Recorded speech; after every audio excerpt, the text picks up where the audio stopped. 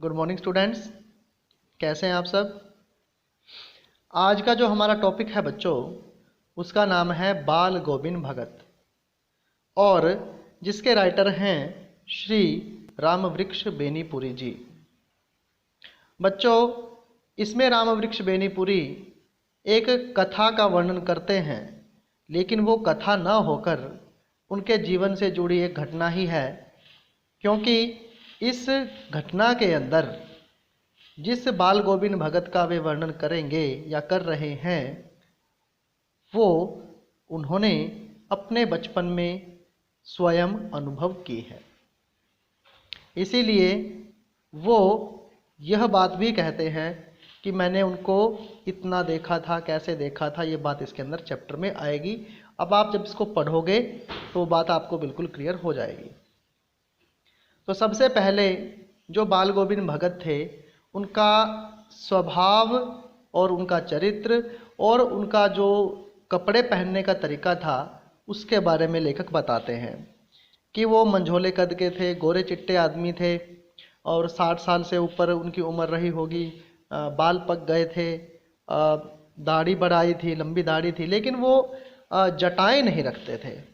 ये बात आपने याद रखनी है, ठीक है। तो उनके मुंह पर जो दाढ़ी है वो सफ़ेद रंग की आ गई थी, ठीक है। एक लंगोटी पहनते थे, कबीर पंथियों के समान एक टोपी अपने सिर के ऊपर ओढ़ के रखते थे, मस्तक पर रामानंदी तिलक लगाते थे और जो नाक के छोर से लेके माथे तक जाता है, और एक तुलसी की जड़ों की बेडोल माला उनके गले में हमेशा रहती थी।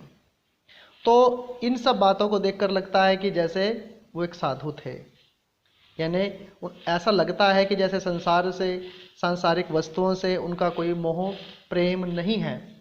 लेकिन वो वास्तव में सन्यासी थे, लेकिन एक गृहस्थ सन्यासी थे। गृहस्थ सन्यासी उसको कहते हैं जिसका अपना परिवार होता है। उनका एक बेटा था, उनकी एक पुत्र वधू थी, तो इस वजह से वो परिवार के साथ रहते हुए भी सन्यासी थे। लेकिन सन्यासी कहने का मतलब एक और भी है बच्चों, आप ध्यान से सुनिए कि सन्यास का अर्थ यहाँ पर यह समझाया गया है कि आप गृहस्थ होते हुए भी सन्यासी हो सकते हैं।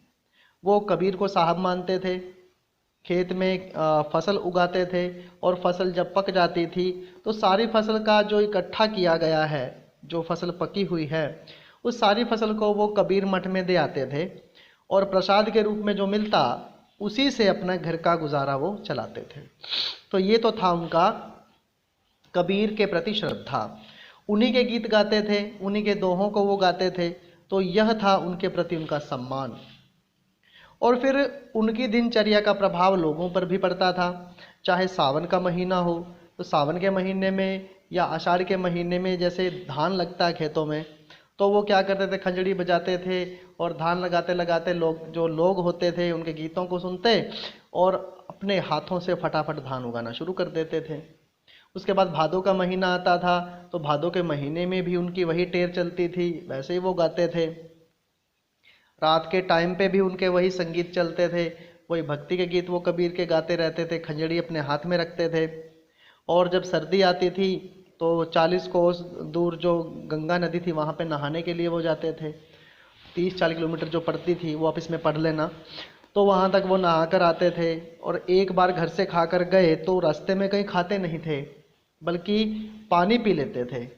और ठंड के मौसम में भी उनका ऐसा दिनचर्या का अपनाना लोगों के लिए आश्चर्य का विषय होता था। जब गर्मी आती थी तो गर्मी आते ही वो अपने आंगन में बैठ जाते, कुछ लोग उसके पास आ जाते थे और वो वही गीत गाते थे, वही खंजड़ी बजाते थे और मन पर भक्ति का भाव इतना हावी हो जाता था कि नाचने भी लगते थे, गाते थे, नाचते भी थे। तो इस प्रकार उनकी दिनचर्या हमेशा ऐसे बीतती थी। तो लेकिन अब खास बात लेखक को क्या लगी इसमें, तो वो खास बात यह है जो अब आएगी। एक्चुअल में उसका बेटा बीमार रहता था और वो बेटा एक दिन बीमार होने की वजह से मर गया। तो जब वो मर गया तो लोग यह कहने लगे कि बहुत बुरा हुआ, बहुत बुरा हुआ। लेकिन भगत जी कहते हैं कोई बात नहीं, क्या बुरा हो गया, इसमें कुछ भी बुरा नहीं हुआ है, बल्कि आत्मा का परमात्मा से मिलन हो गया है। इसलिए दुख मनाने का नहीं, बल्कि खुशी मनाने का, त्योहार मनाने का दिन है। तो यानी संसार के लोग जैसा करते हैं उससे अलग उन्होंने कार्य किया।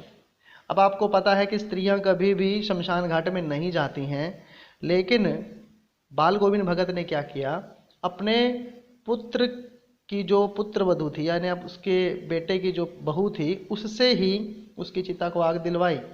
यानी यह भी जो इस संसार के नियमों के बिल्कुल उलट थे, तो वो कर दिया।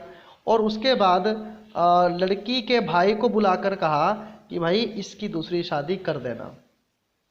पतोहू जो पुत्र वधू थी बार बार उनके चरणों में गिरती रही कि मेरे चले जाने के बाद आपको कौन पानी देगा, बीमार पड़े तो कौन दवाई देगा, आपका खाना कौन देखेगा। तो वो कहते हैं कि भाई अगर तू नहीं गई तो मैं चला जाऊंगा। ऐसा कहकर समाज की जो कुरीतियां हैं उनके प्रति एक आक्षेप, जिसको हम कहते हैं ना, बिल्कुल कटाक्ष करते हैं बाल गोविंद भगत। पुत्र के मरने पर शोक न मनाना और पुत्र वधू का विवाह कर देना, ऐसी कुरीतियां जो समाज में फैली हुई थी कि नहीं करनी चाहिए, उन्होंने उसका विरोध किया और पुत्र के मरने पर शोक नहीं मनाया और अपनी पुत्र वधू का विवाह भी किया। इस प्रकार से यह जो हमारा कथा है इसके अंदर यह था। और उसके बाद वो गंगा स्नान करने के लिए जाते थे और उसके पश्चात भाई जब वो बाद में वापस आए तो अब की बार वो उतने ठीक नहीं थे, बीमार थे।